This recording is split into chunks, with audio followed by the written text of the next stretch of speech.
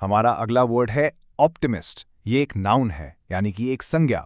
इसका मतलब होता है एक ऐसा इंसान जो हमेशा होपफुल रहता है, जिसे फ्यूचर को लेकर एक पॉजिटिव सोच होती है, कॉन्फिडेंस होता है। आसान भाषा में कहें तो ये वो इंसान है जो मानता है कि आखिर में सब ठीक ही हो जाएगा। चलिए अब इसको एक सेंटेंस में यूज करके समझते हैं। Despite the challenges she remained an optimist, sure that things would get better.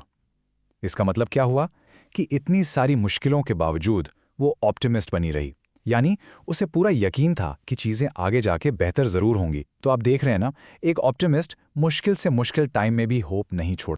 Okay, अब एक बहुत ही कॉमन और फेमस सेइंग देखते हैं इस वर्ड से जुड़ी हुई। An optimist sees the glass as half full not half empty.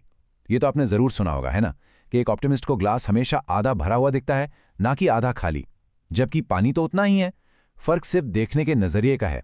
Basically ये लाइन परफेक्ट एग्जाम्पल है कि कैसे एक ऑप्टिमिस्ट हमेशा चीजों की पॉजिटिव साइड को ही देखता है। एक और एग्जाम्पल देखते हैं, इससे चीजें और क्लियर हो जाएंगी।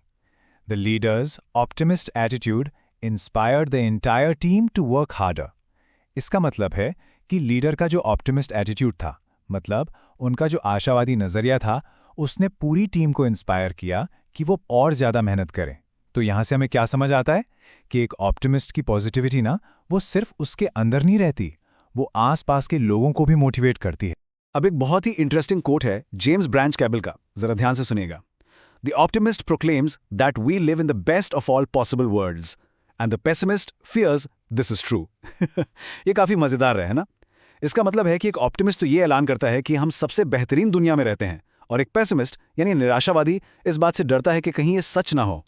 तो ये कोट ऑप्टिमिस्ट और पेसिमिस्ट के बीच के जो फंडामेंटल डिफरेंस है उसको बड़ी क्लेवर तरीके से हाईलाइट करता है। चलिए अब आखिर में इसके कुछ सिनोनिम्स और एंटोनिम्स पर भी नजर डाल लेते हैं। सिनोनिम्स यानी समानार्थक शब्द जिन्हें आप ऑप्टिमिस्ट की जगह यूज कर सकते हैं, जैसे कि होपफुल पर्सन, आइडियलिस्ट या पॉजिटिव थिंकर। अब आते हैं एंटोनिम्स पर, यानी इसके ऑपोजिट, इसके विलोम शब्द, जैसे पेसिमिस्ट जिसका मतलब है निराशावादी। फिर है सिनिक यानी वो इंसान जो हर चीज को शक की नजर से देखता है, और नेसेयर जो हमेशा हर चीज के लिए ना ही कहता है। बस आज के लिए इतना ही, मिलते हैं नेक्स्ट वीडियो में। Happy learning, bye bye.